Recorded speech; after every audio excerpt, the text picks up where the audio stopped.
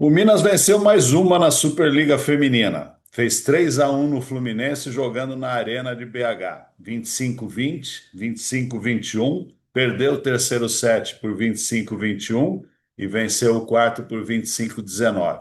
Domínio absoluto. O Fluminense não fez uma boa partida, ficou devendo nas principais virtudes que tem, que são as duas centrais, né? A Lara e a Laís. Quando elas não estão bem, a Dani Sábios tem entrado muito bem. O volume de jogo do Fluminense e a Ariane, que é a principal peça ofensiva ali para definir contra-ataques, definir bolas mais difíceis. Nada disso funcionou no jogo lá em Belo Horizonte. Primeiro set foi bem jogado, aquele volume, aquela bola que sobe, mas não foi muito bom tecnicamente. Os times demoraram a entrar um pouco na partida. O Fluminense já mostra nesse primeiro set uma dificuldade para rodar a bola. E o Minas jogando muito bem taticamente, conseguindo anular essas peças do Fluminense e principalmente contando com a canadense a Johnson, que vai ser o destaque da partida, e daqui a pouco eu vou falar um pouquinho mais dela, e a Julia Kudz, que já está retomando um pouquinho mais o ritmo de jogo que ela tinha na seleção. Já comentei isso no programa anterior do Mais Vôlei, por favor. É natural uma jogadora como a Julia Kudz, que volta de uma cirurgia, de uma recuperação, pega a reta final da Superliga, engata logo a temporada na seleção brasileira, e ela queria isso para voltar ao ritmo depois de 9 meses parada. Deu uma queda, teve uma queda ali, provavelmente por um replanejamento de trabalho físico para ela aguentar essa temporada mais inteira, e agora ela está começando já a soltar um pouquinho mais. Ainda nesse primeiro set, começa a ficar claro que o Fluminense tem dificuldade para rodar com o passe na mão. E interessante que esse jogo foi alguns dias antes do jogo contra o Praia Clube. E contra o Praia Clube, o Fluminense conseguiu corrigir tudo que deu errado contra o Minas. E vai fazer uma partida muito boa com a Ariane jogando bem, com as centrais jogando bem, saque entrando, aproveitando os contra-ataques. Mas contra o Minas nada disso funcionou. E méritos do time do Lorenzo Pintos, o treinador italiano que parece que agora já está se adaptando um pouquinho mais, falando português, e é um cara que sabe montar as equipes, né? Fiquem de olho nisso, porque taticamente o time do Minas está um pouco mais à frente dos outros aí em termos táticos. O Lorenzo, por estar estreando no vôlei brasileiro, eu achava que ele ia ter um pouco mais de dificuldade para chegar nesse ponto que o Minas já está. Olho no trabalho dele e olho no Minas, que tem tudo para crescer. O segundo set, as centrais do Fluminense continuam mal e a Ariane continua também muito abaixo.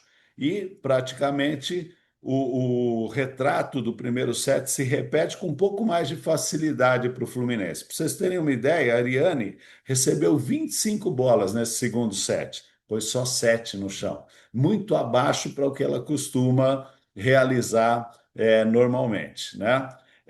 O terceiro set, o Minas entra um pouco mais relaxado. Estava fazendo uma boa partida e erra muito mais do que ele vinha errando. Deu 10 pontos de erros para o Fluminense. E isso foi fundamental para que o Fluminense conseguisse vencer essa parcial.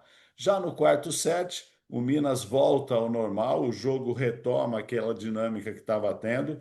Superioridade do Minas, um Minas muito mais corajoso que o Fluminense. Eu acho que se a gente pudesse analisar fora das questões técnicas, táticas, esse jogo primou muito mais por uma coragem do Minas. O Minas arriscou fazer o jogo e o Fluminense não fez isso acontecer, né? Preferiu jogar ali, vamos jogar na segurança, vamos esperar para ver como vai acontecer.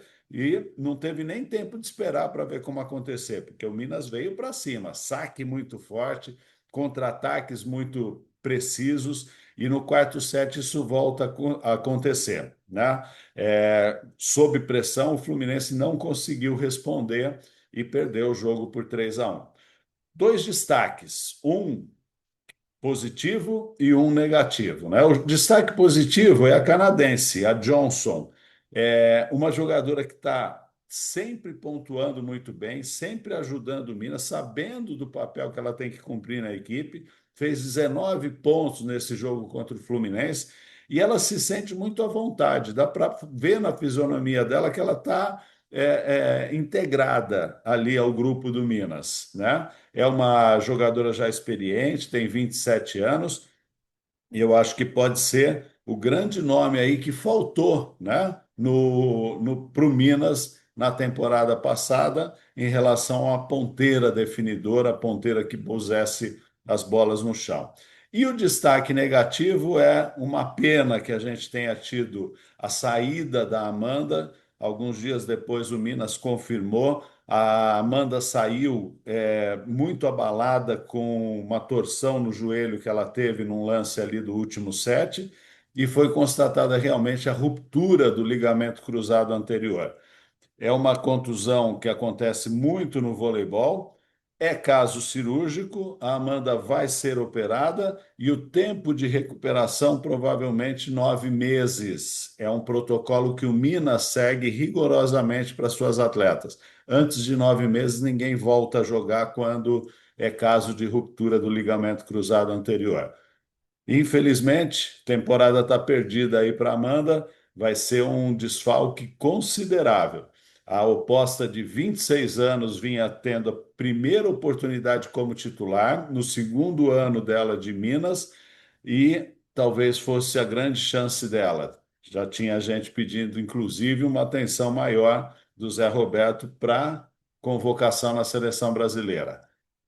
Não vai ser agora. Talvez a Amanda ainda tenha até tempo de ser convocada, mas não vai ter tempo de mostrar que realmente ela é uma oposta em ascensão e que deve ser olhada com mais carinho pelo técnico da seleção brasileira. Perde o Minas, perde o torcedor Minas tenista e perde também o voleibol brasileiro, a oportunidade de ver o crescimento da Amanda. Força aí, Amanda. Tem mais vôlei pela frente, tem mais tempo pela frente. Todo atleta tem que passar por esses períodos e saber ser resiliente e voltar mais forte depois.